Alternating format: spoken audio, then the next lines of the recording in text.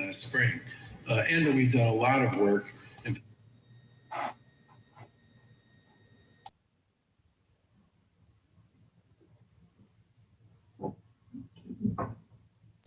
Trying to watch the end of Baker's press conference. All the good stuff comes at the very end. Gotcha. They've advised us that we are live automatically as of 1 o'clock. So everyone is aware, and we'll wait for the chair before we begin, and I see her joining us.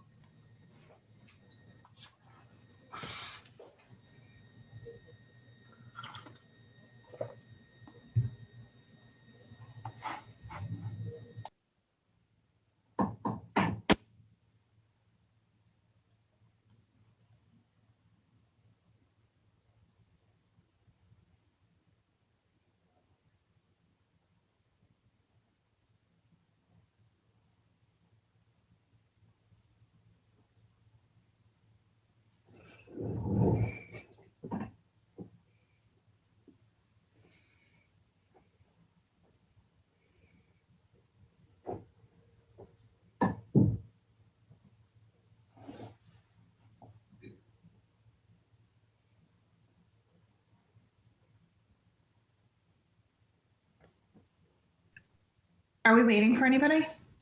Now, I think when you're ready, we can just call the meeting back to order and we can begin. Oh, okay. I will call the meeting back to order. Great, thank you so much. Appreciate that. And we'll keep an eye on the participants to see if anyone from the community joins us. And if so, we will create that opportunity at the end for public input. So thank you all very much. I hope you had a good lunch break and got to move a little bit, because I know it's hard to sit in these Zoom meetings like this for so long. We're going to jump into the strategic planning part of our agenda. We have 2 hours this afternoon, roughly, to work through, first of all, the framework and agree on what the strategic areas of focus are before we get into the specific goal statements and the various goals that you all have prioritized as a board. So I know that at your last, a week ago at the select board meeting, you went through the update that was provided to you again in the packet for the retreat. So we're just all kind of on the same page in terms of where things are with that document. Does anyone have any questions about the status before we move into kind of revisiting the content, just so we're all, in the same place, understanding where we are with that? No questions? Okay, you had a good discussion. Awesome. All right. Well, then what I want to first ask you is, the framework that you have now, it begins with kind of the statement about sustainability. And what I think would be helpful for us to do is actually read this part of the strategic plan again, just to hear it together. And then I'm going to ask you the question, is there something that you want to add in terms of the new areas of strategic focus? My sense is there may be, but I want you to kind of listen to this and make sure that we're all on the same page. And so I'm going to go around the horn, if you will, again, by order of appearance on my camera here. And the first statement is the principles of sustainability. So Jason, would you read this? This is kind of our overarching statement that frames up your strategic plan. Sure. Sustainability is how the town of Nantucket, with a focus on historic preservation, natural resources, hazard mitigation, solid waste management, energy, public health, and education, institutionalizes practices and municipal operations that support a balance of the economic, environment, and social health of our island, which meet the needs of current residents and visitors without compromising the ability of future generations to meet evolving needs. Thank you very much. So the first area of strategic focus, I believe, is housing, if I'm not mistaken. And so, Melissa, you are up next.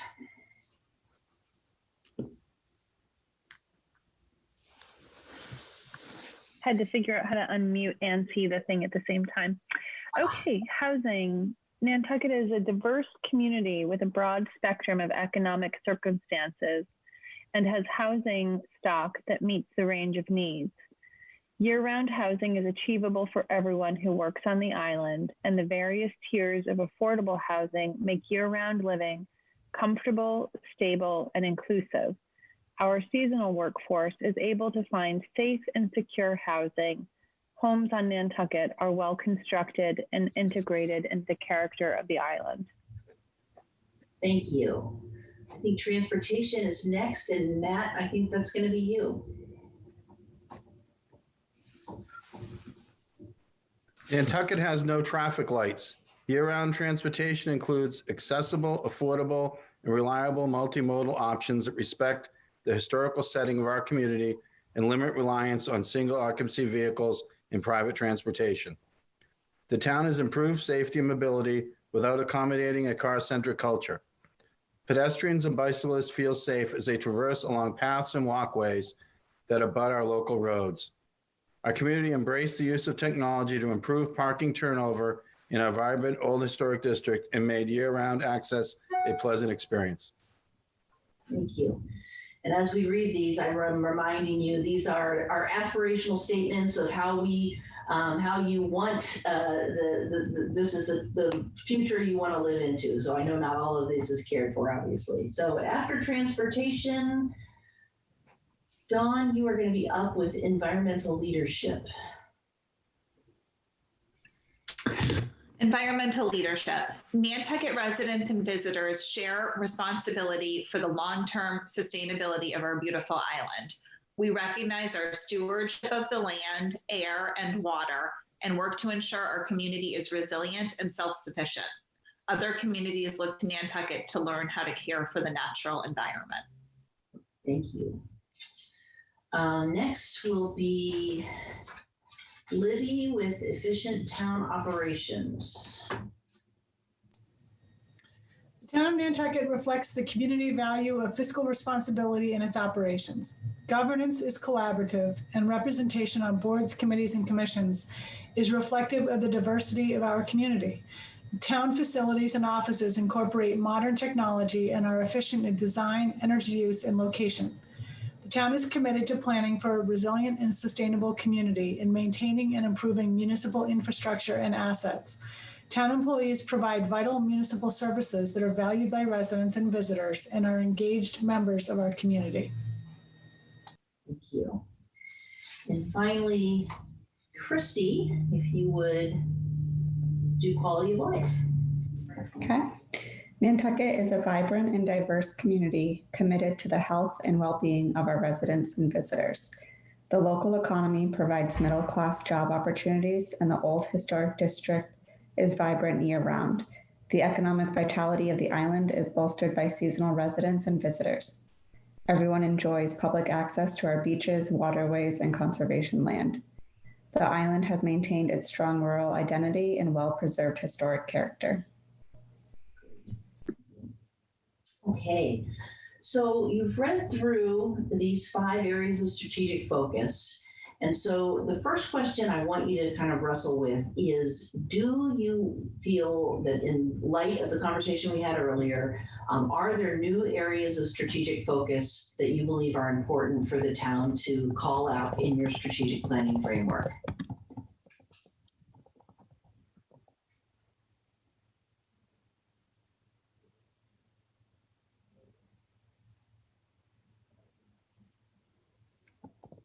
Okay, this was the part where I get you guys to talk, but I'll just put it out there and ask you is, Jason, thank you, I see a hand. I just think with what we talked about today and how we want to put a focus on DEI, and it's implied in there that this is for everybody, but I think we could be more specific about it, right? Well, you know, words such as regardless of, you know, race or whatever would define that in quality of life, or in the very first thing that I read, that very first statement. I mean, it's implied that it's for everybody. It's all residents, it's all visitors, but could we have one more line of specificity? Does that make sense? I don't know the right words, but I like to hear what everybody thinks about that. So are you saying just add specificity within the construct that you have, or are you wanting to add a sixth area of focus around diversity, equity, and inclusion? The first thing you said.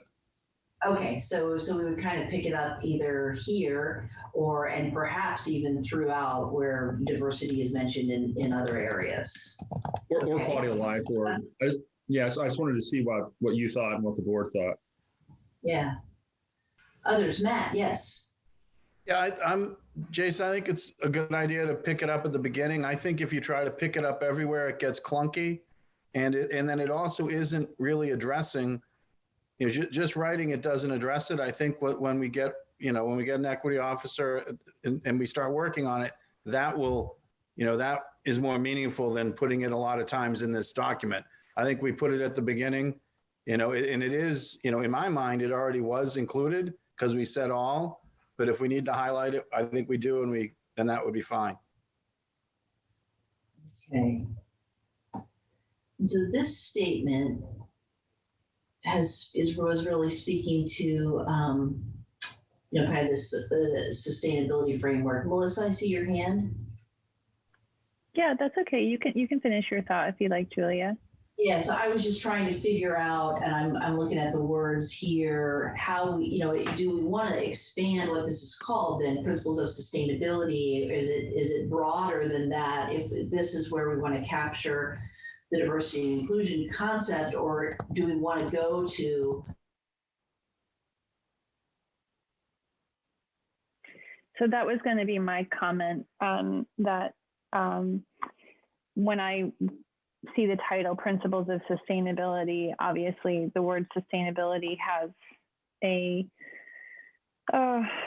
have a very specific meaning, usually in terms of environmentalism. And so I was kind of curious how we landed on principles of sustainability to be the term that overarches all of those initiatives that you highlight in that statement. And then I think, to Jason's point, making sure that diversity, equity, and inclusion is included in the examples of focus below. But I do wonder, and I don't know if others, feel the same way, or if you want to let me know how you landed on that word, but how sustainability was chosen as that framework.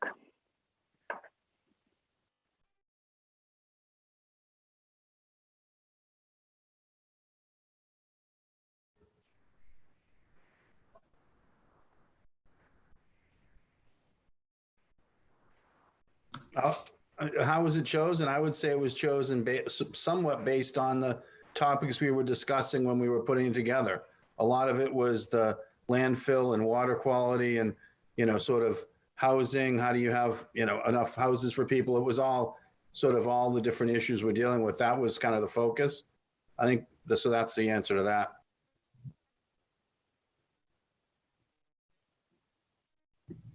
Julia, you're muted.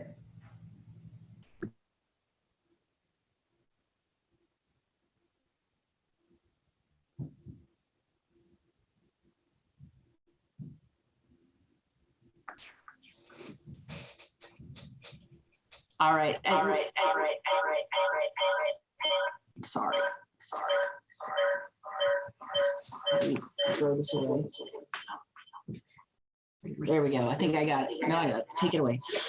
Sorry, we're trying technology and it's just letting us down. And I actually think I have a little bit of a slow internet connection is why you couldn't hear me, but you should be able to hear me now. So what I was asking was for somebody who was at last year's retreat, when we added that sustainability framework kind of introduction to the statement, Matt addressed it as those were kind of top of line.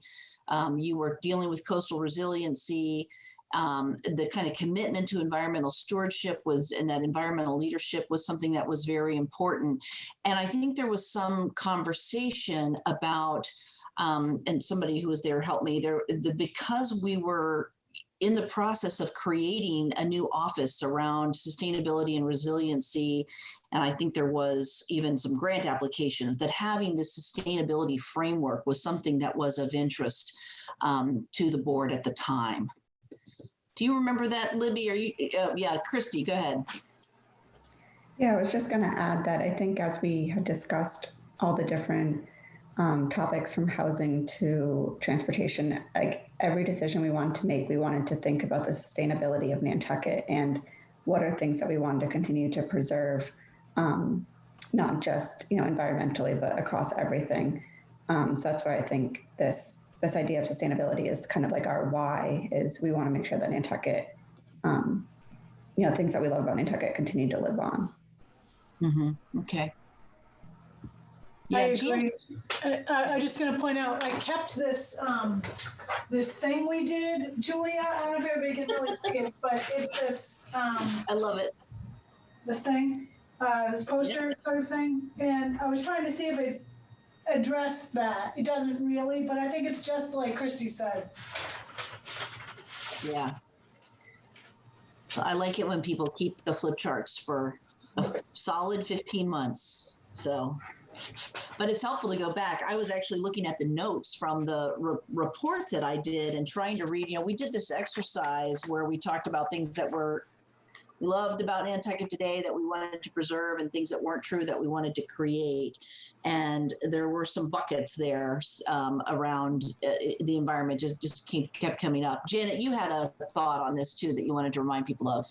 Yeah, it was the sustainability clause was under the environmental leadership. And as we talked about it, it became elevated to the higher plane to be an overarching principle for the entire document. But it did derive out of the environmental leadership.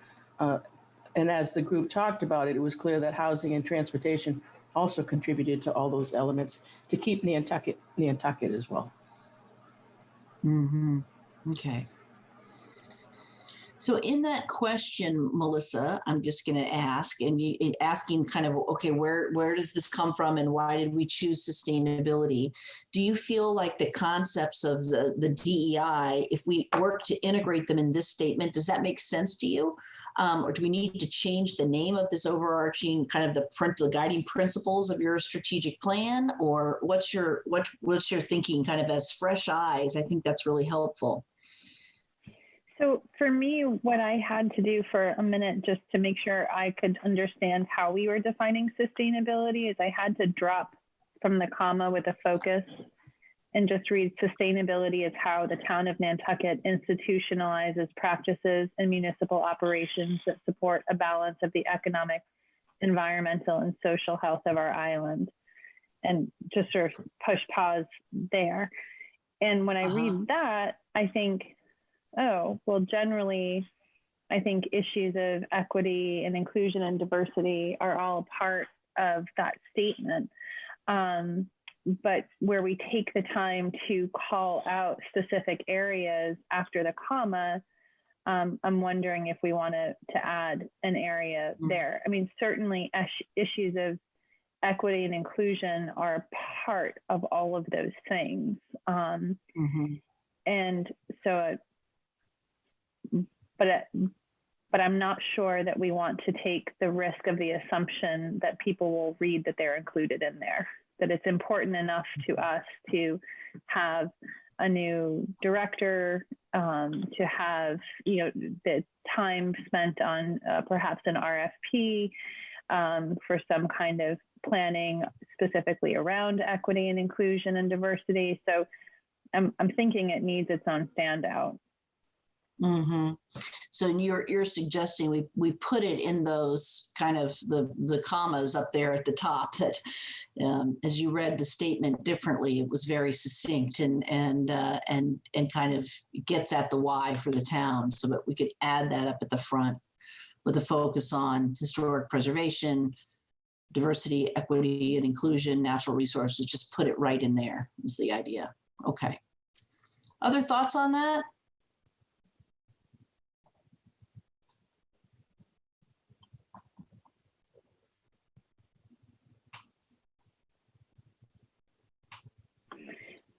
Sorry, I'm just looking at it now that someone typed it, and I'm wondering if the word diversity is actually, if we just want to say equity and inclusion, and that may be gotcha. simple enough and not require too many more commas.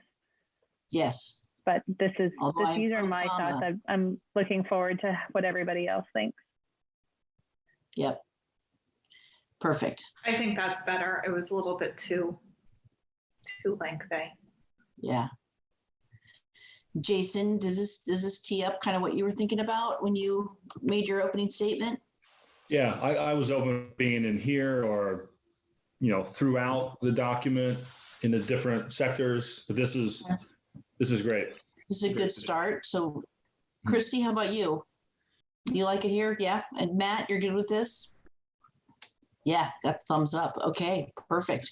I think we should be thinking about putting this in as a more defined goal under quality of life, Okay. especially since we are already taking steps to formalize how we're handling equity and inclusion and diversity. Okay, gotcha. So again, that would be potentially a goal statement, a new initiative, as opposed to maybe changing the aspirational statement, is what you're saying, I think. I would say in addition. In addition to. All right, so let's look at this one. Everyone just kind of read it and see if you feel like there's a place where we should more explicitly call out equity inclusion here as well. I think we already have diverse community in there, but I'm thinking more of if we're going to talk about identifying actual measurable goals under this category, which we haven't done before. Right. Okay. Yeah, we didn't have any goals there previously. Right. Do you like the word diverse here? Vibrant and diverse community. Could be vibrant and inclusive community. Kind of thinking about those words.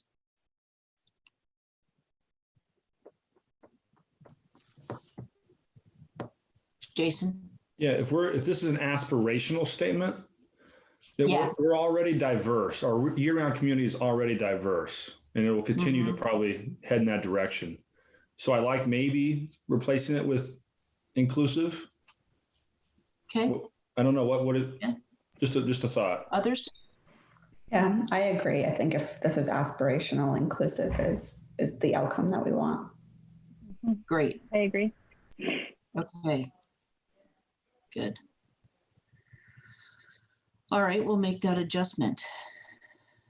All right.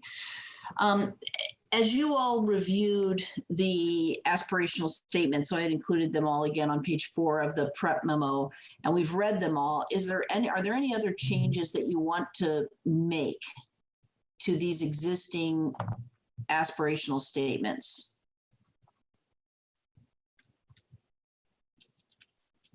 Jason. Nothing really stands out outside of what we've already done in the last 5-10 minutes here. I think it's more of, reprioritizing the goals and adding some goals specifically. I mean, these are really, really good. And I have one question. If someone looks at this online or has a printed version, does it explain that this is an aspirational statement? We know it because we've been doing it for a while. Or is it evident? I think they're called aspirational statements in the document itself. Yes. Okay. Yep. Okay. Any other? See, the advantage of Libby being in her office is she can just go and grab it and look at it. But I think that is right. Any other comments about the 5 areas? With the housing statement, we also have diverse community in that one. Is that something that we want to adjust? Let's look. The aspirational statements, by the way, are called out in the document that you would get online. Okay. So the question on housing, do we want to use the word inclusive here instead of diverse, or stick with diverse?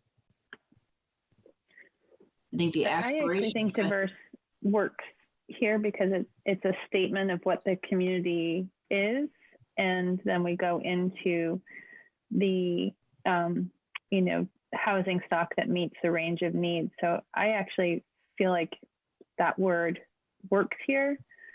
And I think the sentiment is implied correctly. Okay.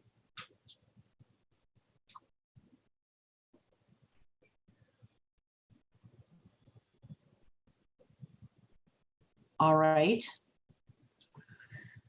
So we'll just go through, since housing is first, let's go ahead and look quickly. We'll just move to transportation. I don't know that there's anything we need to change here, but we have it. Nothing that's been brought up. We'll go to the next one. Environmental leadership. This one still seems to work. Kind of your leadership. The next one, town services, efficient town operations. Yeah, and you've got the aspiration of having your boards and committees and commissions be more reflective of the diversity there. That was something that folks talked about last year. I remember some comment from this morning about, you know, is that enough? And so on this one, I just want to check in and make sure we're good with how this is written, or if we need to make any modifications based on that conversation.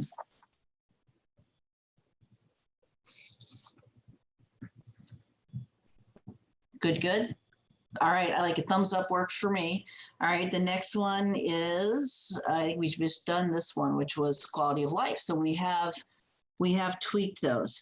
So we have those 5 statements. That's great. We're not going to add a 6th one. The other piece I want to know, I'm just looking kind of at my notes from this morning, and what I recall also hearing about, in addition to equity and inclusion, there were a couple of you that talked about a broader role in economic development.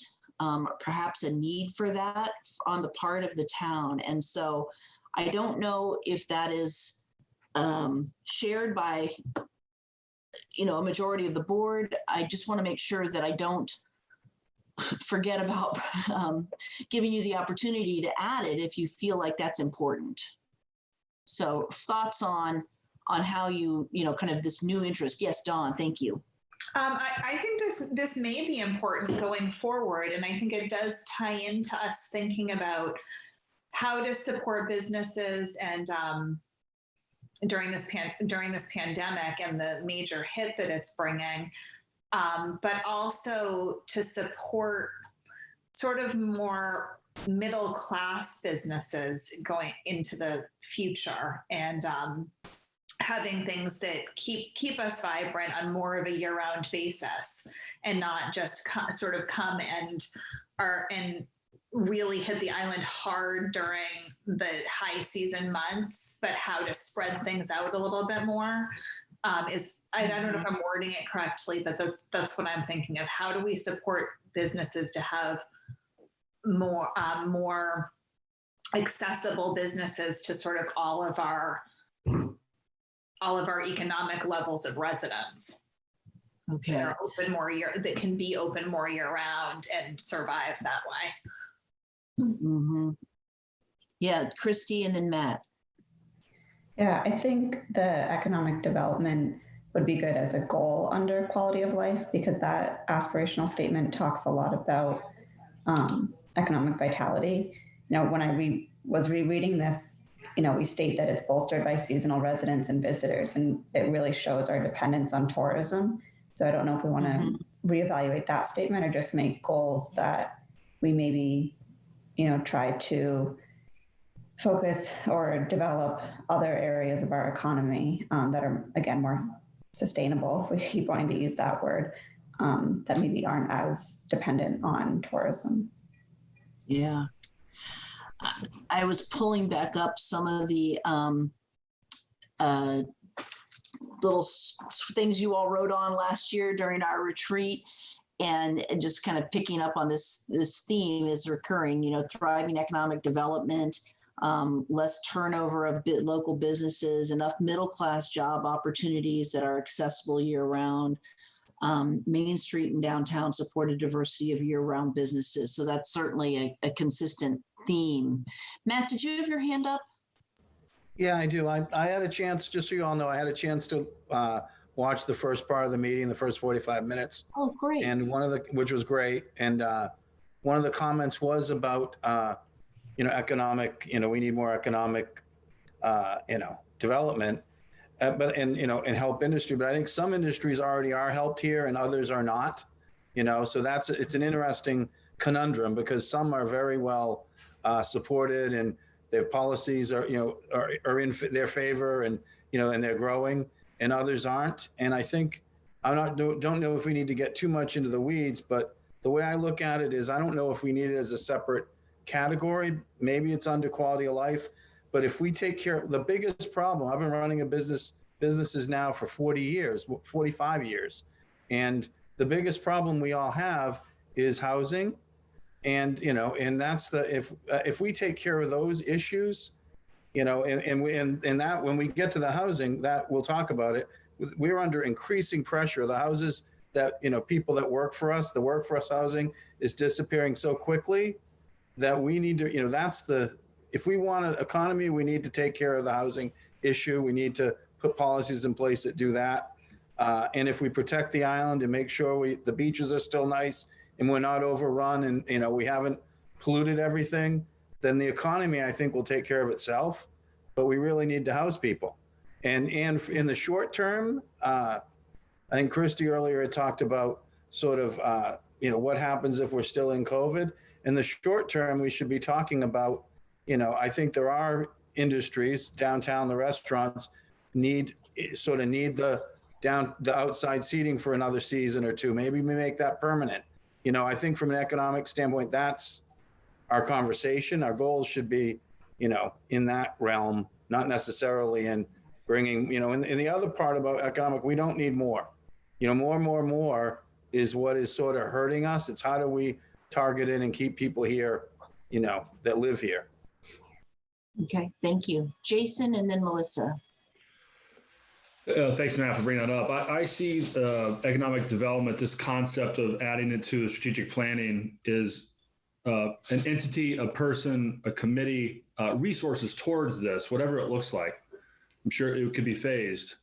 That's more in the sustainability, Matt. That's more in adapting and thinking about in the next 10 years, how do we adapt and not just depend on a tourist season? So we almost need to call it something different, right? It's like calling the death tax a death tax. Like it frames it immediately.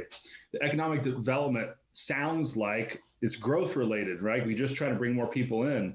Maybe we call it something different because that's not what I want. I don't think this board is looking through that lens. I think we're trying to figure out how to adapt, like what Don was saying, whether it's year-round businesses, whether it's how do we bring more economies here, whether it's universities in the off season that kind of cherish the island and use it well, and instead of just kind of putting a strain on our infrastructure. Like, I think that's how we could go forward in this. We might need to label it differently, not to be secretive, but that's why it never goes forward, because it sounds like we're trying to bring, like it's an outlet of the chamber. And that's not what I think we were talking about at all. Okay, so Melissa and then Christy. No, I'll pass to Christy. Thanks. Christy? I was just going to suggest we keep going back to sustainability. I think it's economic sustainability, not necessarily development. It's trying to equalize how we earn our money, or what our economy depends on to provide a more year-round economy. Yeah, and I think your opening statement, that the sustainability statement really tries to hit at the triple bottom line of economic sustainability, environmental sustainability, and then the social health. It maybe isn't overt, but I feel like that's there. It supports a balance of the economic, environmental, and social health of our island. That piece of it kind of takes us towards that concept, I think. But it is that economic sustainability, viability.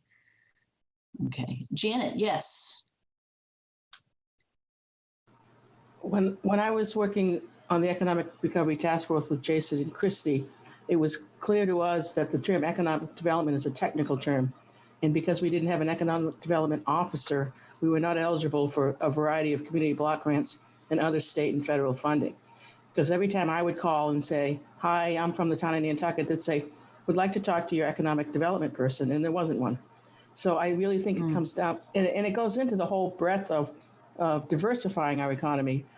The fact of how many businesses and jobs related to the construction industry, cleaning, painters, even landscapers, that came to a crashing halt when we shut them down in the spring. And the fact that so many people moved back here in April and are still around indicates more and more people are working remotely from here, and there are opportunities that we can grab to diversify that. And I think that's the conversation that Christy and Jason and I have had around the edges of the Economic Recovery Task Force. So I want to bring it up that it really is a technical term within the state and federal structure that we could not get access to in the spring.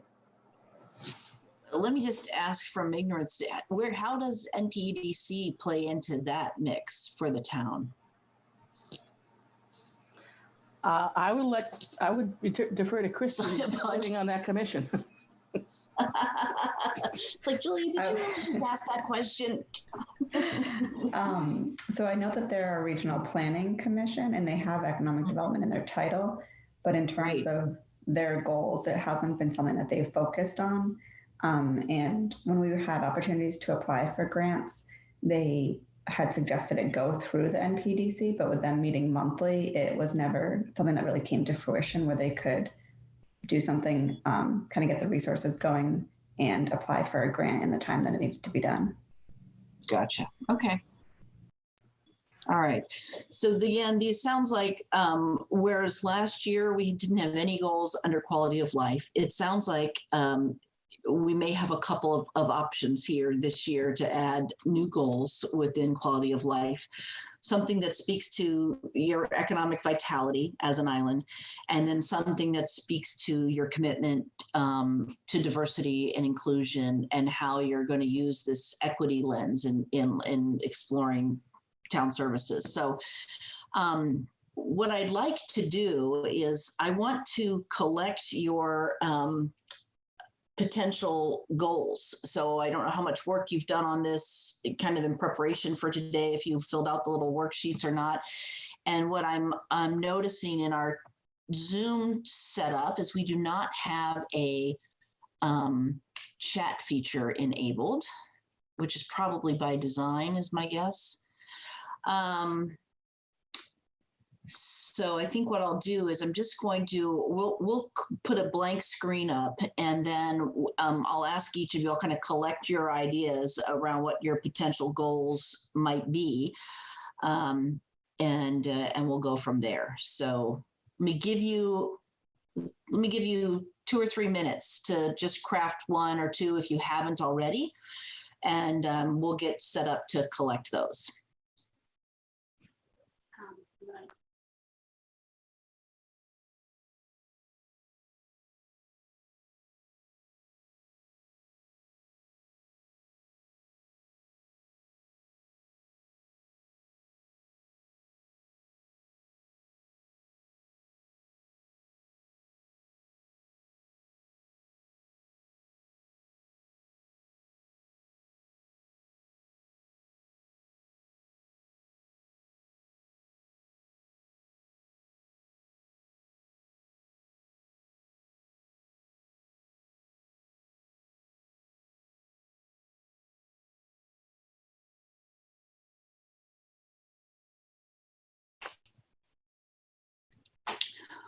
All right.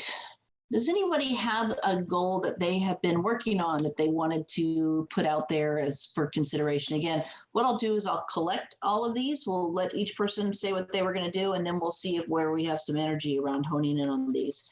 And I also want to make sure that as we do this, speaking of sustainability, we also kind of have this, we've talked about the town still does its thing, and then we have goals and the pandemic on top of that. So I want to do a little bit of a reality check or a resource check from, what would it take? And obviously you've already added resources around the equity and inclusion. And so that's coming on, which is terrific.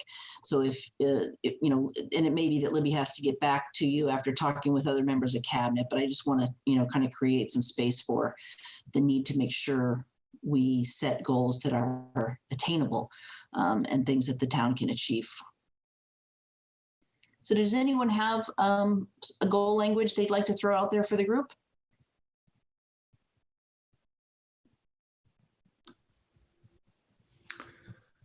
Jason, go ahead. Julia, I don't have a goal for the equity inclusion, the wording for it.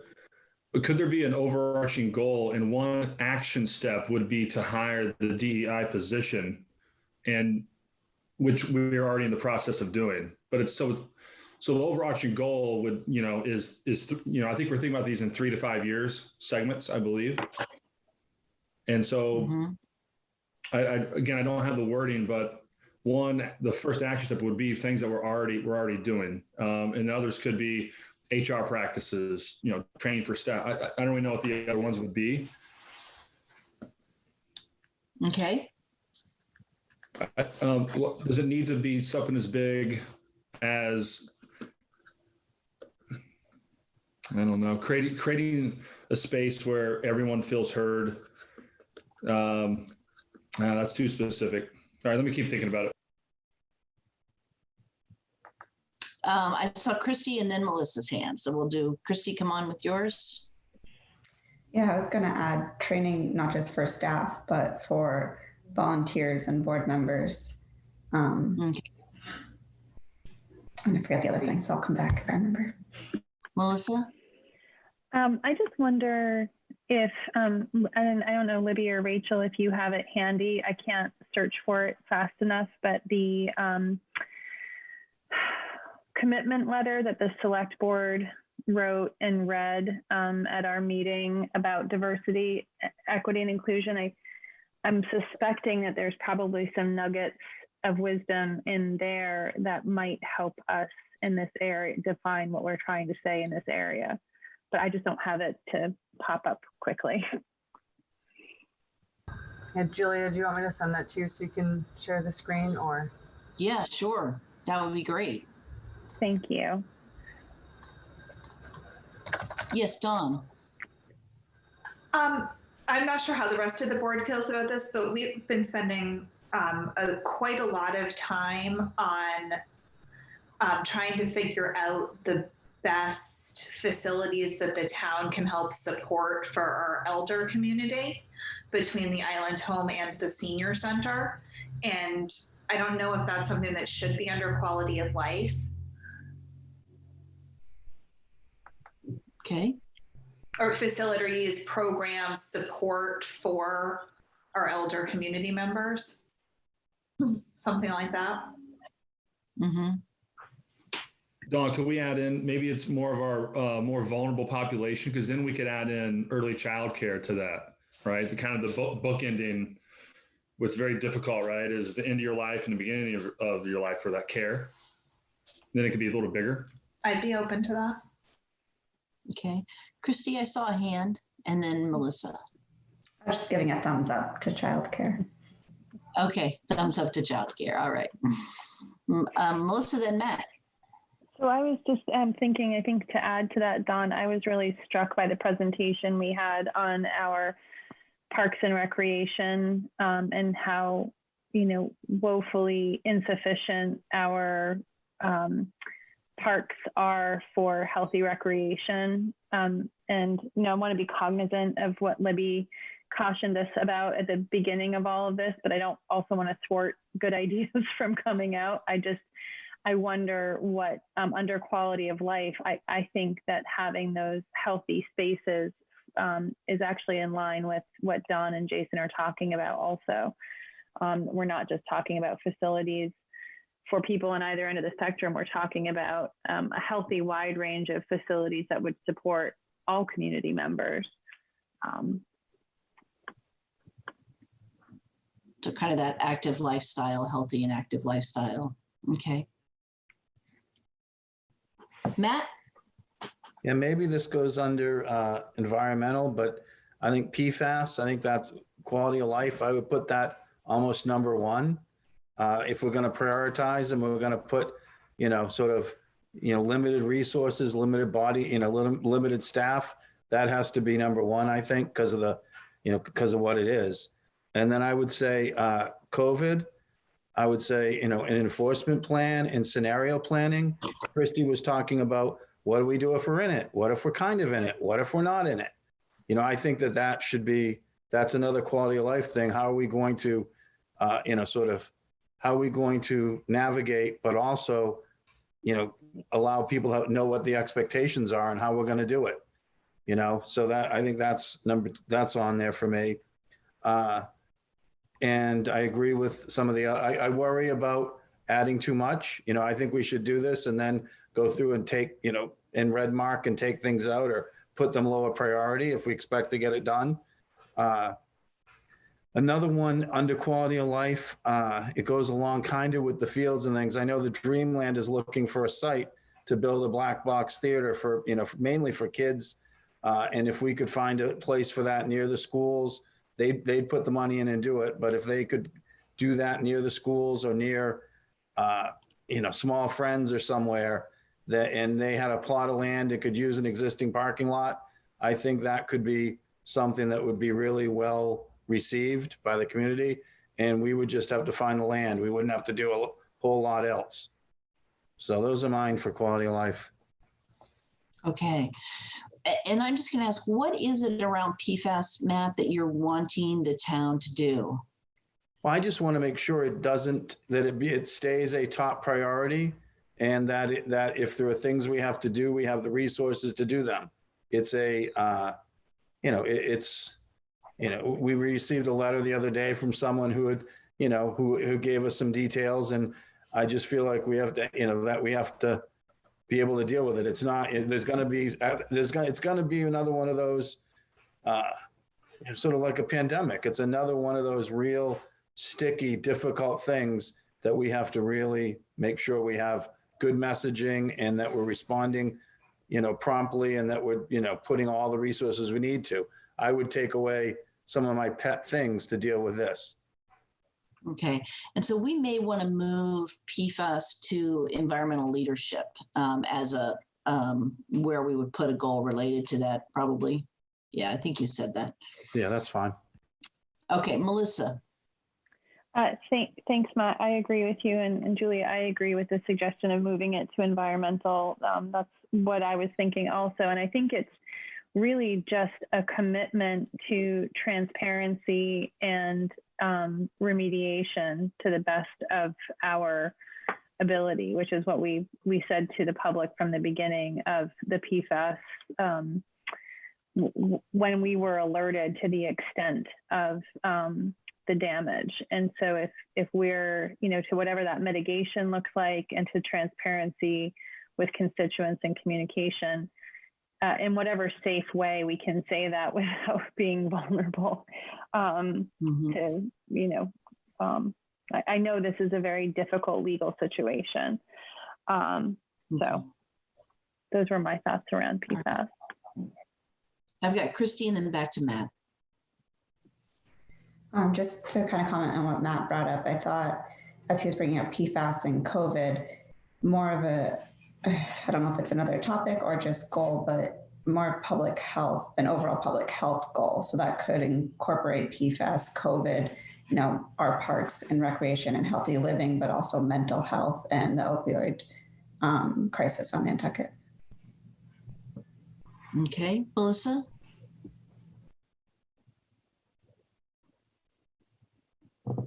No, you don't have something. I'm not sure I had my hand up. Sorry. No, okay. Mine only was I would get rid of to the best of our ability. Commit to transparency and remediation, period. Don't put a caveat on it.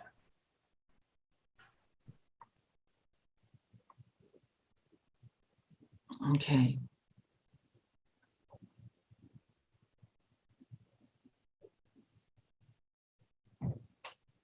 All right.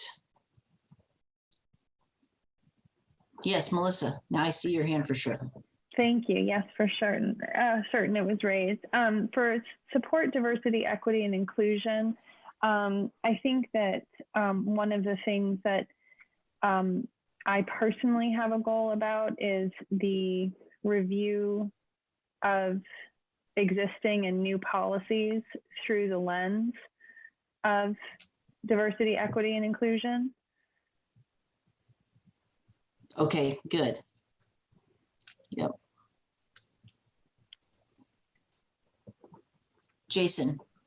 Yeah, I want to echo what Melissa just said there. I've been trying to find words how to explain this last couple of years of, when we're just looking through that lens with everything, when we're trying to decide which sidewalks we're going to improve and trying to have that awareness. Are we just doing it in the nicer neighborhoods? Are we not doing it over here? Where are we putting our resources for infrastructure, schools, that kind of thing. So I just wanted to echo what she just said. Great. Okay. So there's a possibility of some overarching goal around public health that could take into consideration PFAS, opioid crisis, and COVID.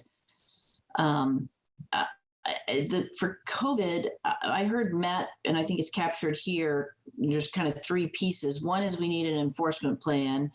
Two is we need some scenario planning around, if this, then that, if we're still in this pandemic environment a year from now, here's what we need to do, so that you can set expectations and do, kind of communicate expectations. Is that what those kind of three components are, Matt? Yeah, scenario planning is kind of what Christy was asking for earlier. And Okay.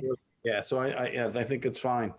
And I think and sometimes people see written plans as a negative. I look at it as a positive.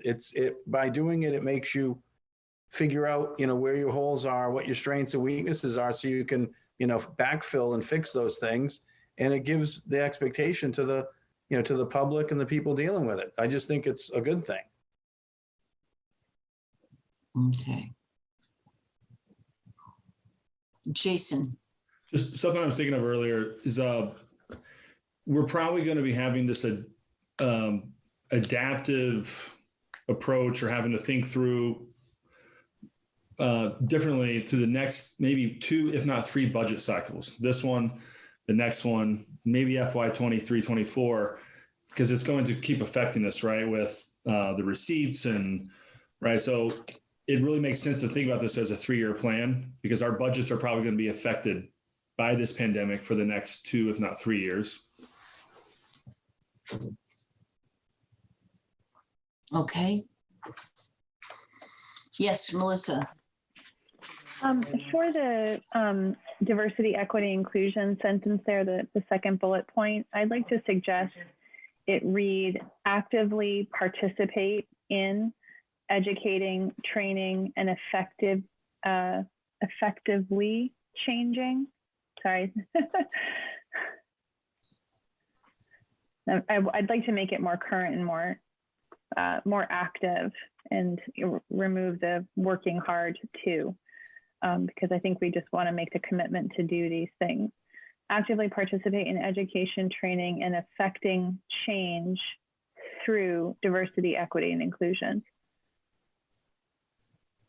Thank you. Great. Mm-hmm. All right, I'm getting some thumbs up. That's good. I think one of the strengths of your plan historically, in my opinion, has been your, really clear goal statements that were actionable, and the town could provide you with, very specific feedback on how things are doing. And so we're going to want to spend some time really working on clear goal statements here that are specific, measurable, achievable, actionable, all those things that make them good goal statements. But knowing what's important to you in terms of context is key to writing a good goal statement. So Rachel did send us, I see your hand, Melissa, I just want to acknowledge, Rachel did send us the board statement on diversity. Can we put that up real quick? We're going to switch our screen sharing so we can put that up and have it in front of you. or we can copy it onto a different slide. And then did you want to say something, Melissa, while we're doing that? Sure. I just wanted to add, and maybe Rachel can shed some light into this, that we do have an RFP prepared for some planning specifically around DEI.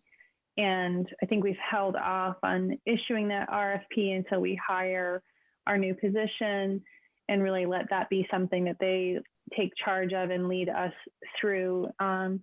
And I'm not sure if it's worth putting up what the goal of that RFP is as one of our actionable goals, to Jason's point of including hiring a DEI position, which hopefully we'll be doing sometime soon. Whatever we're doing with that RFP is hopefully going to happen within the next year. Okay. So this is just really long. Is there like a piece of it that you'd like me to take? For the statement, you might want to just put up the second page. Okay, second page. Thank you. Yeah. All right, so the critical actions, perfect. And I think the RFP, to Melissa's point, I think we've talked about this a few times in meetings. It's very broad. It's a very large ask. So we've sort of been boiling it down to an overall strategic plan for internal interactions as well as the community. So in relation to RFP, I don't know if it's just development of a strategic plan for that office and how to address it. But it is a very wide range of deliverables, so to speak. Okay. So here are the things that you all have committed to doing that we might incorporate as action steps in this goal area.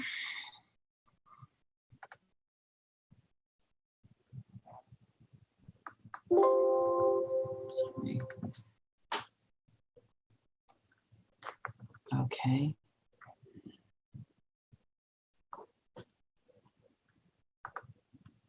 That seems like good, kind of a good starting point for us in terms of what we might potentially include for actions here.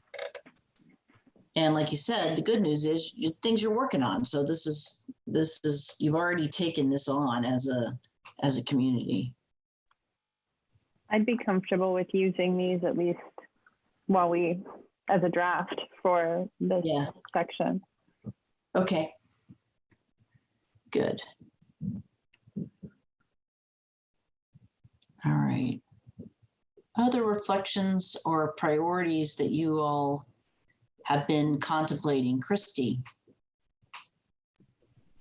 I don't think this goes under quality of life, but maybe improving town operations. But we talked a lot about this morning was the access to government during COVID and how many people were participating. So I don't know if there's a statement or a goal of how do we kind of increase that participation and access. And we've talked a lot about transparency as well. And so how do we also, make our roles more transparent and the actions that and the decisions that we make. Okay. And so we'll put this under efficient town operations, kind of looking at opportunities to increase engagement by members of the community. Did I see a hand?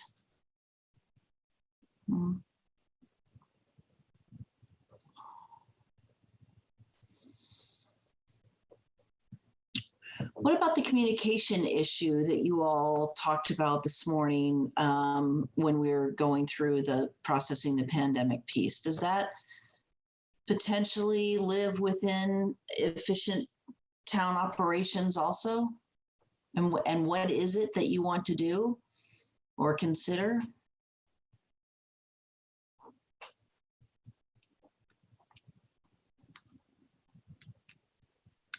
Yeah, Jason, and then Christy. I think you make a good point because we all talked about it a lot from all different angles. I can see some of the action steps, but I don't know what the overall goal would be. Improving improving communications, what does that mean?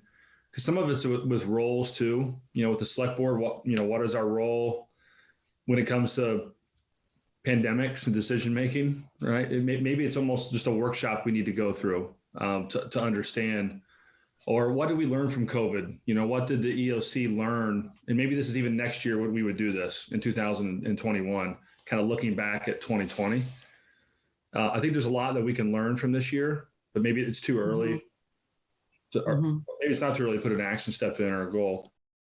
Yeah. Well, I think that's part of what Libby's asking the cabinet to do tomorrow, is to spend some time really thinking about what have we learned, what do we want to institutionalize, what do we want to do better next time. And so maybe that comes from that. It's almost a, it's an after action while we're still in the midst of living with this pandemic. Yes, Christy, and then Melissa.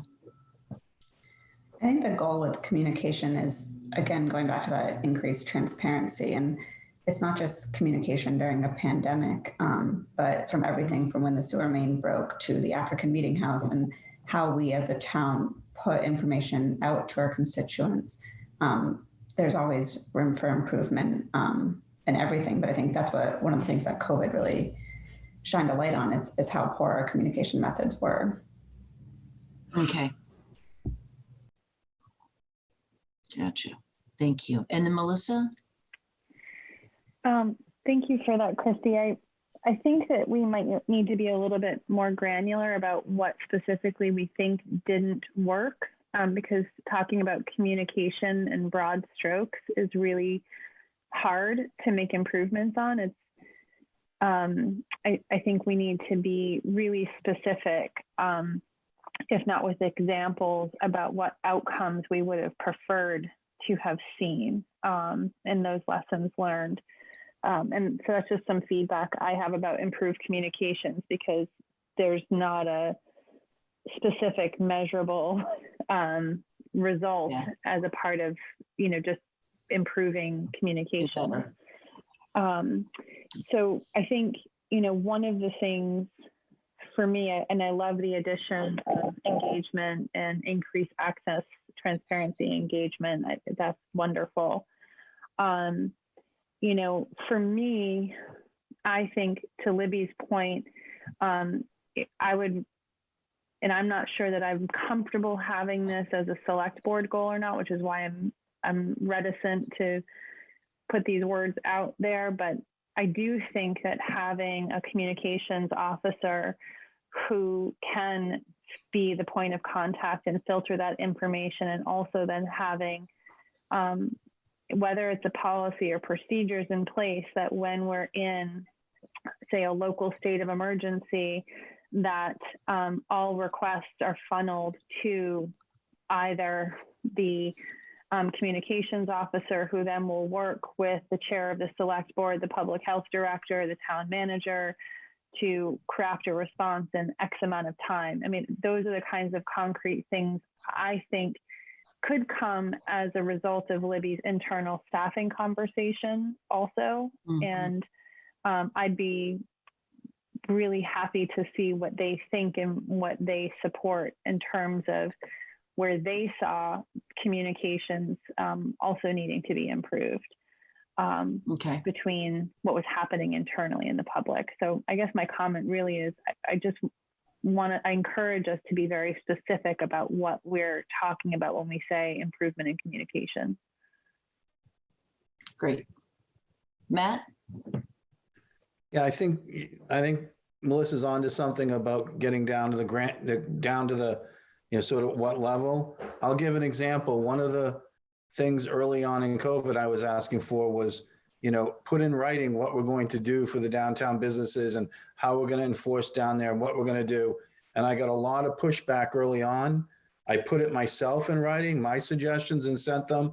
And it was still, a few weeks before we did it. And I'm not blaming anyone, because it was a very difficult situation, and we were all doing the best we could. But some of this, I think, is a bit of a culture of accountability. And I think that's what we need to do is is not just say, well, well, so there's two things, things that were written down and that you've all agreed on are more likely to be done. And we can track as a board. Our job as a board is oversight. Is what was written down accomplished, and did who's doing it? When are they doing it? Did they do it? And sometimes, I think we forget that. So, so that's one part of this, I think is, sort of to improve our, this is, I guess, a suggestion mainly for the discussions tomorrow on that part of it. Mm-hmm. Okay. And Matt, I think, one of the things that comes to mind, and I think Libby spoke to this a little bit earlier, and this kind of is steps away from strategic planning and back into that governance and what's the role of the board, kind of the need for you all to speak with one voice. And so one person has ideas and ways they want things done. And what's challenging for the staff is to be responsive to the body and not to do, Matt wants us to do this, Jason wants us to do that, Don wants us to do this. And so you all processing that piece is also very important so that the board speaks to the administrative apparatus in a single voice. Yeah, Matt, and then Jason. I get that, and I understand that there's sometimes someone will have a minority opinion, but sometimes we have to be very careful that we aren't giving the impression of, we'll tell you what to think and tell you when to think it. Right. We have to be very careful that we are listening to the public or listening to the board, and that. So I just think sometimes we came off a little tone, it came off a little tone deaf, like the input wasn't respected or wasn't needed, or some of the things I was asking for, I did. So I felt like, it was, and I understand some of it wasn't supported, but some of it wasn't supported for various reasons too. So it's a tough thing. Mm-hmm. It is. Jason, you had your hand up.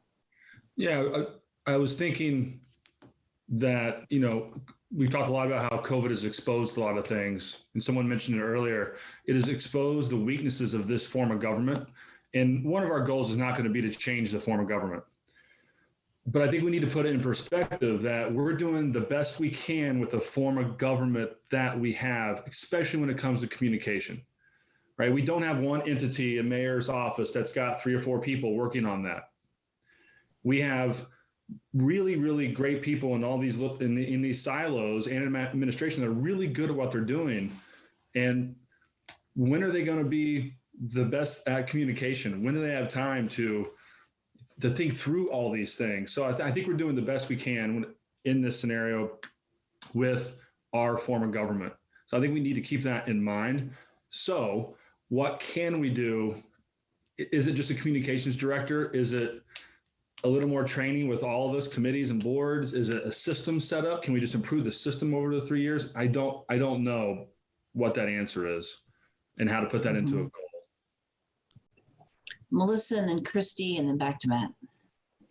I agree with you, Jason. And I also think that, just to go back to my earlier statement, I think even just in the conversation we've been able to have today a little bit more openly and have the time to talk about it, I think that we could probably work together with Libby to say, okay, well, if we were to think about 3 or 4 practices or policies that would, in the immediate term, improve our ability, particularly when we're in a state of emergency, to respond to this onslaught of community questions and concerns, which, we need to be, I guess what I'm suggesting is we use the lessons learned over the past 6 months to prepare us for the next 1.5 to 3 years. And it may not be, the answer may not be immediately solved, even if we had a communications officer.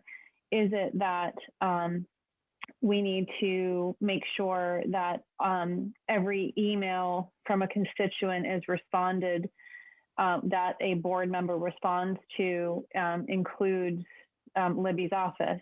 Is it and or Roberto, if it's to do with a public health issue? And those kinds of directives, I think Libby could, think about with the team and simply say to us, here are some recommendations. Also from the chair, from Dawn, I know that early on, if I've been contacted by any media, I immediately just defer to sending it to her and to Libby and not respond on my own, because essentially that was sort of the practice we had at the school committees, and that's what I followed. So if those are the kinds of things that we can do to make sure that we're addressing the constituents' immediate concerns and making sure we're responding effectively with information as it's coming from the town offices, then there may just be 3 or 4 things we need to engage in to do that better. Mm-hmm. So it's some kind of really board operating procedures that get to, this is what we do for constituent responses, board communication, providing direction to staff. So I'll kind of put this here for now. I had a couple other hands up. I think it was Christy, then Matt, I think. Christy. Yeah, I was just going to comment. I think it was Jason that brought up kind of what went well. And once we realized that we had to translate things, like so much of the things that the town put out, our mask signs, everything was just in English. And then as soon as COVID hit the Hispanic population, we started to translate. We did more translation in the beginning, but we really ramped up our translation. So I just think that's something that we want to make sure that we're continuing to do, is thinking about how we are including diversity, equity, inclusion in every goal that we're doing, not just putting it under quality of life. Yeah, for sure. Matt. Yeah, again, this isn't just COVID. In my opinion, this isn't just COVID, and this isn't just, isn't solvable with an quote unquote an officer. This isn't a messaging or a, sales pitch. This is I look at this from a, so you in my business, are the employees doing the most important thing that they need to do at that time? And in that, it's sort of more of a, direct. It's directing. Are we direct? That's a good word. Directing staff properly. Are they doing the right thing at the right time? And do we all understand what they're doing? It isn't just a communicating, because one complaint that we consistently get, not just COVID, across the board, is enforcement. And the town sets all sorts of rules, but then we don't really enforce them or follow up with them. I got woken up this morning with a picture of a pool being drained into a pond that the Concom had said could never be drained like that. And I'm asking, well, has the Concom said anything? Has anyone been by? And no one knows anything. So if we're gonna, so some of it isn't just that. It's our weakness is enforcement. I'm dealing with SBPF, and and what I keep hearing is the Concom doesn't have enough people, and we can't do this and we can't do that. So okay, let's do a plan that says, what do we need to do it right? How do we charge for it? And then put it in place, rather than pick and choose the things that want to be done. So is that just conservation regulations, Matt, that you have a concern about enforcement, or is it broader than that? It's Public broader. health? We are not, in my opinion, we are not very good at enforcement. We make lots of regulations and we talk a good game a lot of times, but over time we don't follow through. And so how do we improve, and we lose credibility by not following through. So I'm not, and it's always, it's yeah. I mean, one of the realities, I think, and I see this all over the country, we can pass regulations, and that requires a majority of the board to pass the regulation. What it takes to, create capacity organizationally to enforce that is a different swing. And so that, a plan for whether it's code enforcement, regulations, those kinds of things, that would be a little more comprehensive, because it sounds like what you're advocating for is a different approach to kind of like, here's the level of service that the town can provide now, and you want it a level above that. Well, or sort of. It was some of this we used to do, like some of it, what happens, it's so, and I understand some of it's human nature. If you get really busy, you pick all the things that you want to do, not the stuff where people are going to be mad because you're telling them something they don't want to hear. And so, and then we don't have staff to do that. So really, like, how do we improve that end of things? That, that's sort of and I guess that's more of a conversation for Libby and the crew tomorrow. But, that I consistently hear that as a complaint on all different levels. Okay, Dawn? I'm sure there are many other examples, but that particular one from this morning, there was a $900 ticket issued. Board of Health and Natural Resources responded to that right away. So I think that we have made a lot of strides in our enforcement. Thank you. Okay, any other kind of issues you all want to put out? So we've got potentially 4 concepts here around efficient town operations. There's 3 or 4 around quality of life, I think. And there's at least 1 or 2 maybe around the environment. And so these all need a little bit of work in terms of, what is the actual goal statement going to be? But this is where we are. And I also just want to acknowledge that these are ideas, and you all as a board have not agreed that you all care about all of these things. It may be that you do, but we're not there yet in terms of saying these are the things that we're prioritizing right now. Can you pull up the quality of life page? Yep. I just want to kind of put these back top of the line so people can see them. So public health, the DEI piece. So we've got those pieces of the plan we can pull in. That's probably neat and tidy in terms of what we'll do from here. And then do we have one under environment, or are we just putting PFAS? We would put that under. Okay, got it. But we never circle back on the economic piece. Yeah. Okay.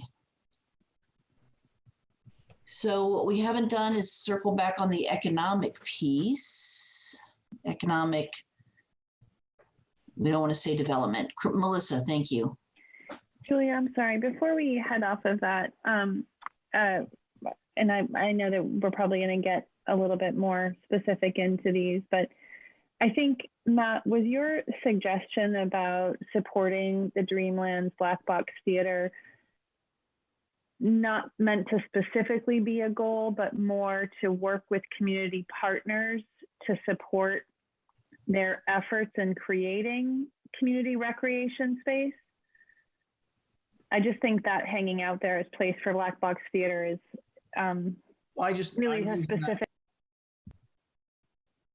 Yeah, Melissa, I'll answer. I'm using that as an example. I know they're looking. They've made offers at the veterans VFW, but not really gotten anywhere. But they have the funds to put that up. I think they'll be able to fundraise for that. A lot of kids use it, and if we could find a good place for it, so I think yes, it's a support, but it's an example of something that would probably be very good, along with the sort of the drive-through. That if we could figure that out and going forward, I think it would be something that would get done. It wouldn't be waiting 10 years to be funded. Go ahead, Melissa. Yeah, thank you. So I guess my only suggestion would be, for the purposes of a strategic plan document, that maybe we broaden that to state that we're interested in working with community partners to support their efforts when possible to create these community recreation opportunities. Because I agree with you. I'm sure the Dreamland specific issue is going to get knocked around and dragged out and decided, but I do think it's a very healthy goal to work with our community partners to find those spaces, because it alleviates us from having to do everything.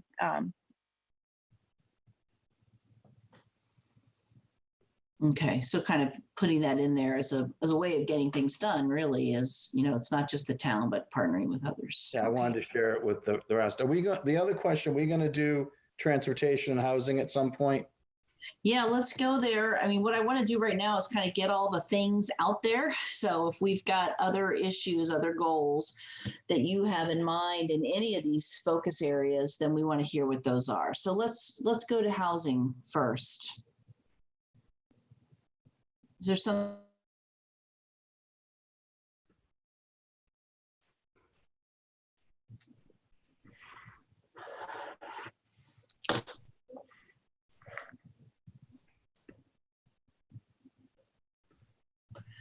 I think I'm having internet issues, so. Christy has her hand up.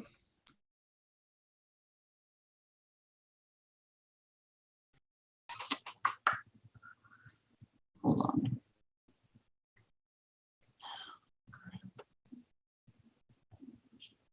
This is not good.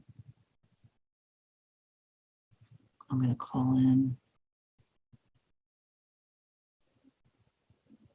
Hold on, people. Welcome to Zoom. Enter your meeting ID followed by pound.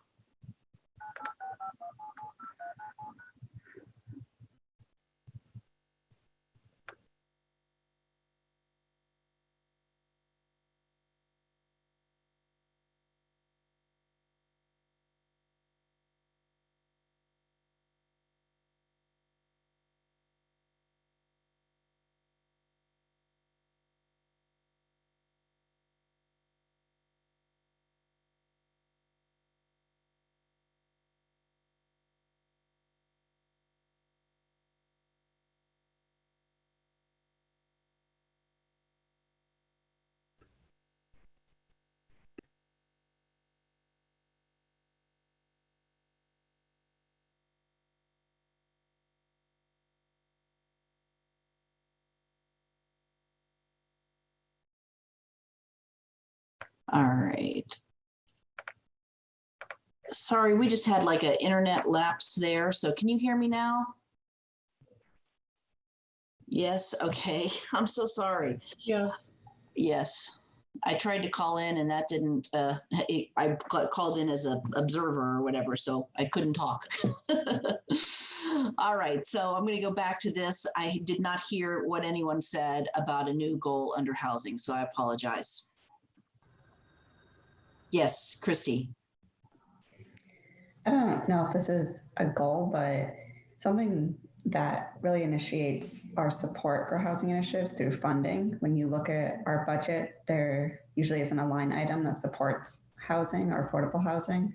There has been in some years, but it's not a consistent thing that we fund. So something that continues funding affordable housing even when our $20 million has been spent.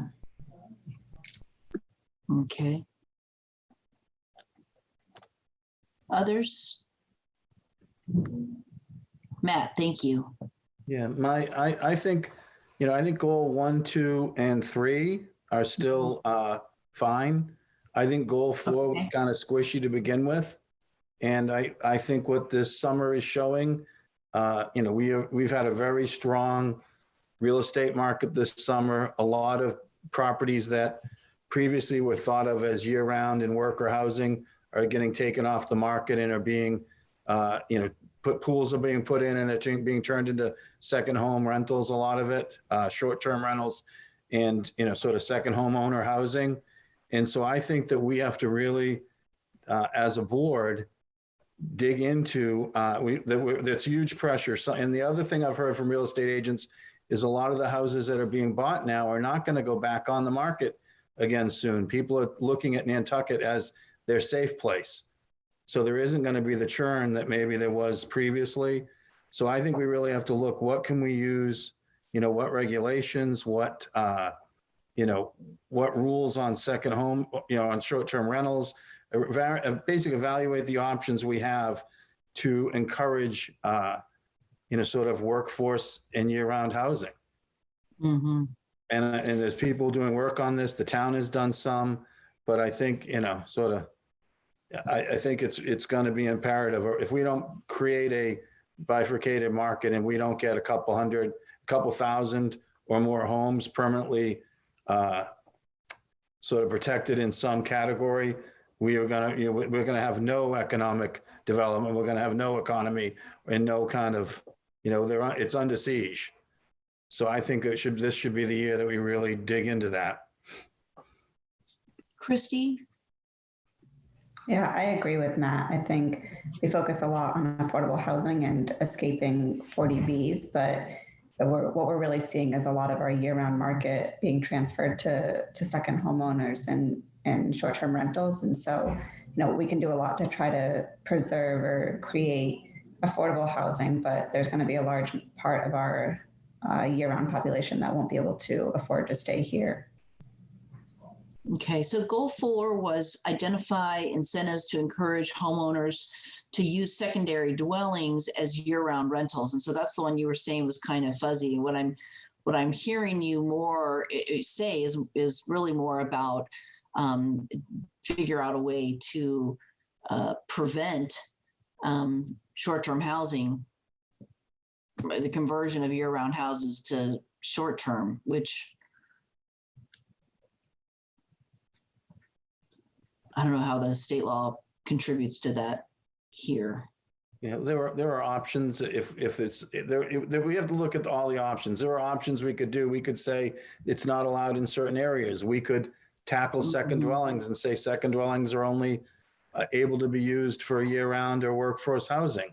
We could say if you do 3 stories in the Mid-Island or 3 stories downtown, we're giving you extra height. One of those stories is for year-round housing, affordable housing. There are different incentives different communities put in place, and we have sort of, ducked them under the guise of we want the free market, but the free market isn't a free market, and it's the incentives are in place right now are the incentives are the other way. There's huge tax incentives, federal tax incentives to have happen what is happening to us. People that are running these are running them as businesses, and they get the passive active tax all deducted, et cetera, et cetera. It's a whole different deal that we're up against now. So what you have to look at, I think we have to use as much ammunition to figure out what the way to deal with it is. Yes, Dawn.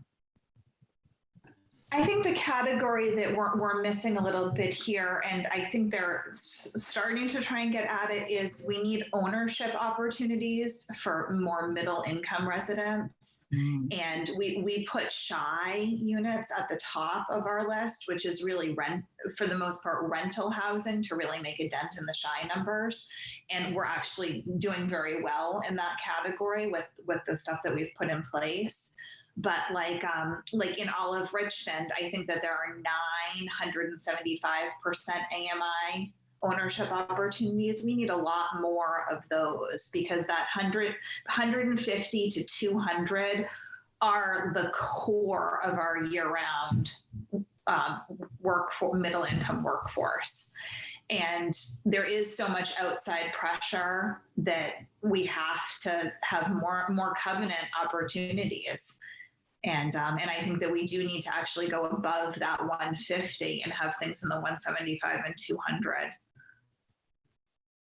Because if we don't put safeguards in place, it is agreed there is a lot of outside pressure to be on the island, and it's not just people wanting short-term rentals. A lot of what we're seeing now is like what Matt said, this is people's safe place. With COVID, people have realized how easy it is to work remotely. And I think we're going to have a much larger year-round community. And that's a good thing for us economically. And for, many people who can contribute to the overall health of the community. But for people to stay here, we need, sorry, I'm going on. No, you're fine. I apologize. I jumped. Jason and then Melissa. I just thought maybe that's consider incentives to discourage conversion of year-round housing to short-term rentals. That's just a suggestion, because sometimes when we do the prevent, or if we take that road, it could end up hurting people who already have year-round homes. It gets convoluted. So if we want to keep it prevent, that's fine. I just wanted to see what people thought about discourage. Maybe it's not strong enough. Melissa? Yeah, okay. Melissa, you like that change? I saw the thumbs up. Yeah, I do like that change. And I want to support what Dawn just said. I think we were chatting about this in regards to a different subject, but just, the median home price has just jumped up. I think it's like 1.5 million now. And so people who may have qualified to purchase a home for just under $1 million now don't have starter home inventory to purchase. So I think Dawn's absolutely right that, looking at not just the low end of the economic scale in terms of opportunity, but for those middle class families who've got two people with jobs and who are here year round, do they have opportunities to buy and to raise their families and settle here? So I don't know beyond what she just wrote. I think that's perfect, but I just really want to support that because I think that is the missing ingredient right now. Okay. Anything else on housing before we go to transportation? Christy. I don't know if this is a town issue, a select board goal, but a lot of concerns that we heard this summer with COVID was all the shared housing across employers. So I don't know if there's any goal around, summer housing that could be rented to businesses, or if that goes kind of under our, how to support business ideas, but just throwing it out there if there's any other ideas about how to support summer housing inventory as well. Okay. Gotcha. We're capturing that support summer seasonal housing inventory also. Okay. Melissa? I think I'm happy to keep that on there and contemplate it, but I'm also, I support businesses who have the ability to invest in their own properties to, have dormitory style housing for their employees. I think the issue really is not just about having the inventory, but is having an emergency preparedness plan for just what happened during the pandemic, when you have a situation where people need to be isolated who get sick, that part of our emergency preparedness plan is where do they go? And I think we responded very quickly and very well to that. But to your point, Christy, I see the issue more of how do we help people get out of those unsafe, and because I'm not suggesting that all the situations were unsafe. It's just that dormitory housing is going to be a fact of life for a lot of summer employers. But if someone gets sick, how do we take care of that from a public health perspective? Yeah. Okay. All right, so I'm going to move to transportation now so we can close the loop here. And I'm just going to observe that we've added potentially, there's a lot of new ideas for this year at a time when you've already got a lot of things already on your strategic plan. So we're going to have to figure out how to prioritize these and also to, we got to get them written up as goal statements, but certainly just prioritizing where your energy is going to be important. So transportation, are there ideas here of things you want to consider? Matt, I think you wanted to bring this one up, so I'm going to see if you have something that you were interested in.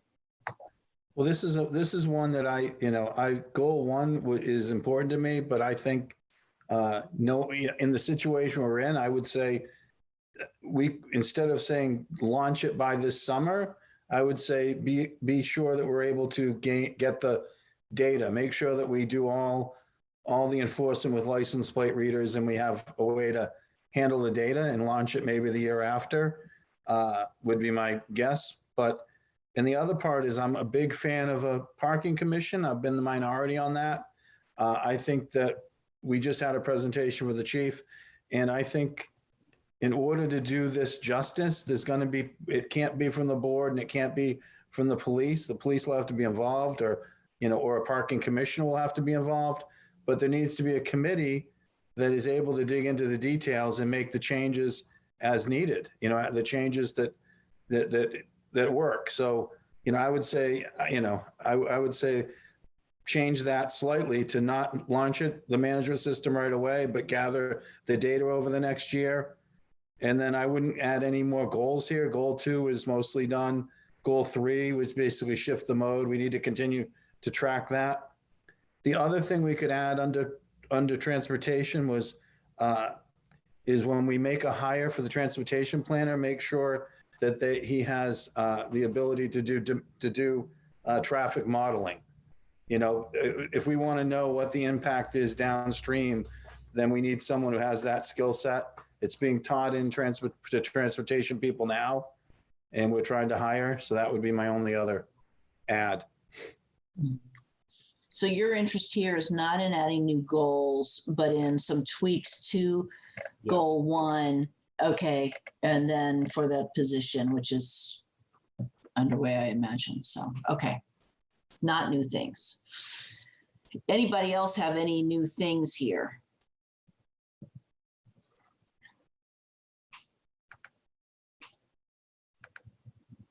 Yes, Melissa. Just wonder to Christy's point about supporting housing through funding. Are we wanting to make a commitment to funding things?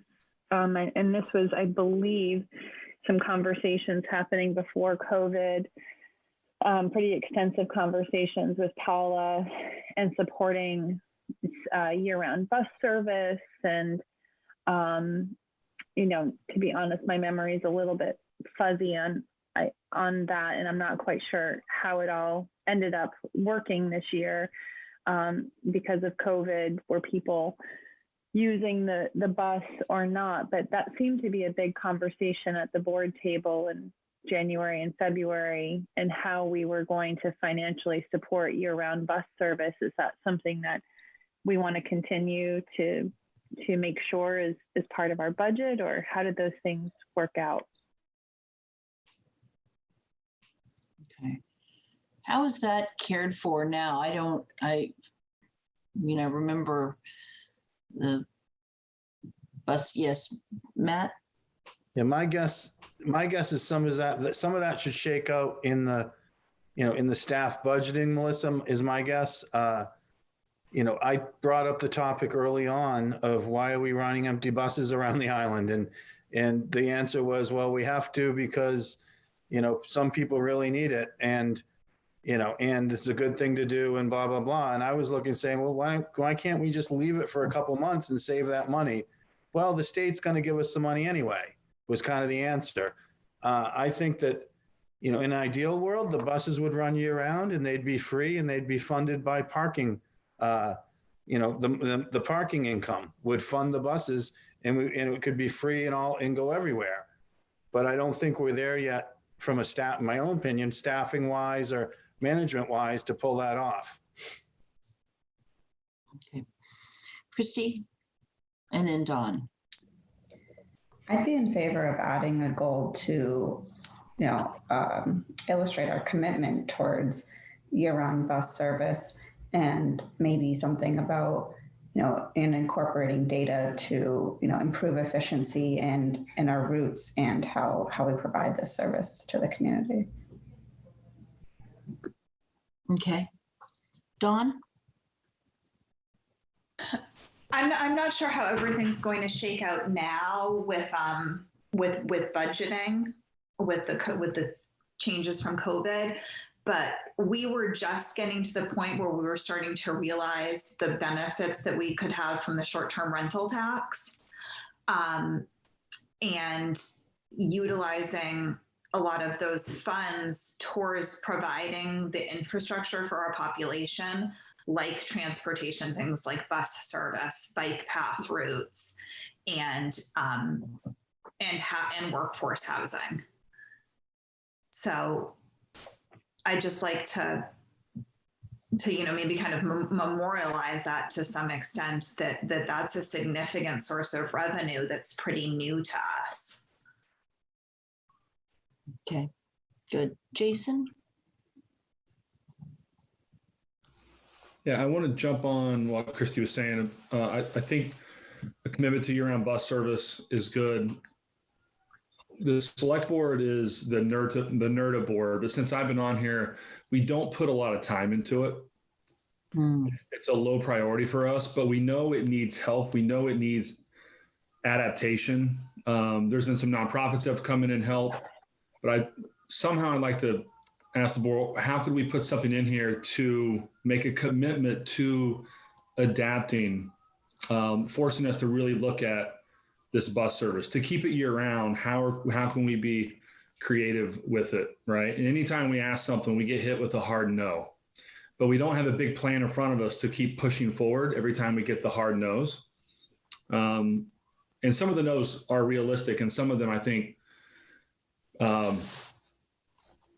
we could make a commitment to looking at other things, and from electric bus services to things that Matt suggested over the years, smaller, van services. I know there's hurdles on all the things that we're coming up with, but if we make it a commitment in our strategic plan, then we won't lose sight of it, is what I'm saying.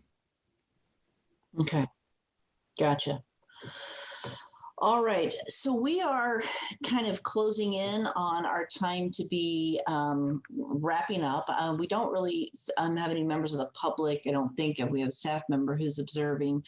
But what I want to do is we've tried to put all these things in one place, at least at a high level, so we kind of know where we're wrapping things up today. And there's going to be a good amount of scrubbing that needs to get done between now and Thursday to kind of fashion these as goal statements and figure out how we get for you all to prioritize, what it is you want to do that is new.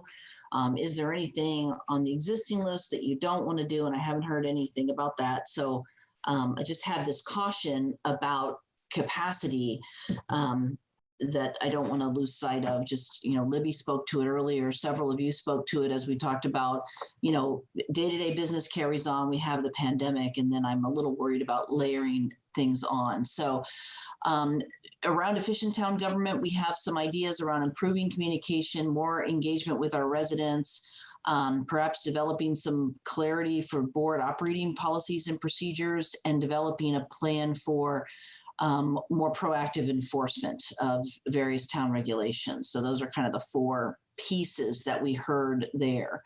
Around housing, really it was the goal one things, support affordable housing through funding. So making this more of a line item in your budget once the affordable housing trust funds are gone, increasing ownership opportunities for middle income workforce, evaluating options to encourage year-round workforce housing, and then having that seasonal housing supply as well.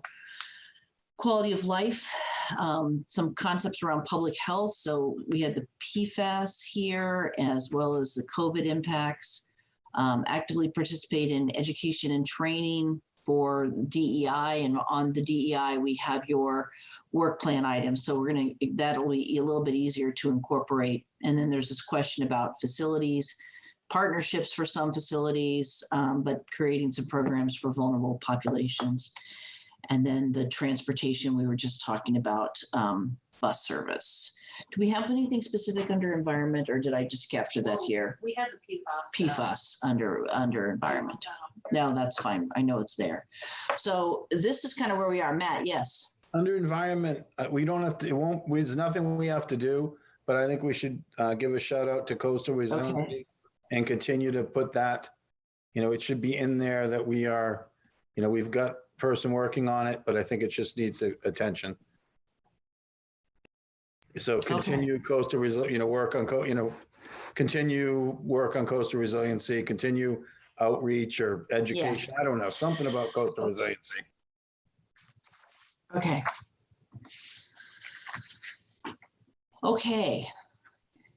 Anything anyone else wanted to put out there, or any observations about this list? as we kind of wind down. There's not much more we can do until we can craft some of this, frankly, into goal statements for you all to really consider. So we need some time to do that. And I guess that's what we'll try to bring back to you on Thursday.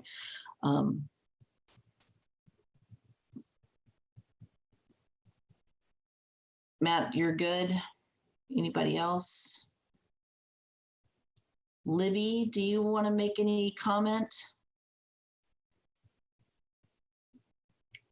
Still processing. Maybe not right now. Okay, all right, we'll process it in a little bit. Okay. Well, this is a lot of potential new stuff. I want to give you a chance to just share a parting thought. We'll wrap it up here by our commitment at 3 o'clock. And Dawn, I always like the chair to go first or last. So do you want to go first or last? I don't really have anything to wrap this up right now. Comments, all right. So parting thought. All right, well, we'll see. We'll circle back at the end. Matt, anything from you? Parting comments?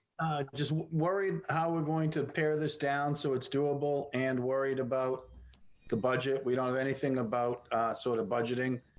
I think that's going to be a huge problem in the next couple of years. Yeah. It's going to need focus, and I think, that'll probably come out of tomorrow, but I think we're going to have to pare this down a little bit. Okay. Jason?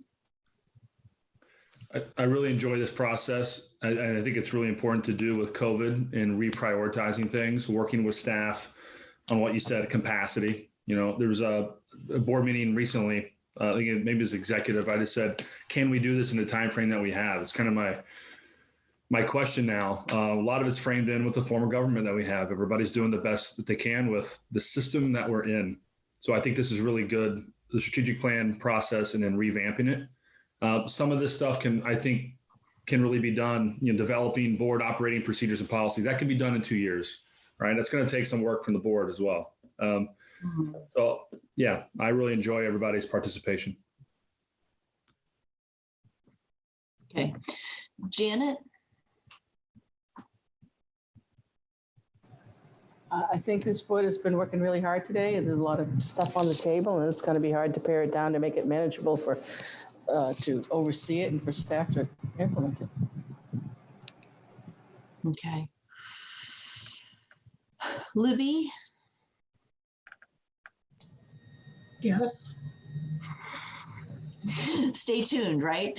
Am I Melissa? to say something right now or do something with this? You just had a parting thought. It was kind of wrapping up the day. My parting thought is that we need to pare this down. Yes. Melissa?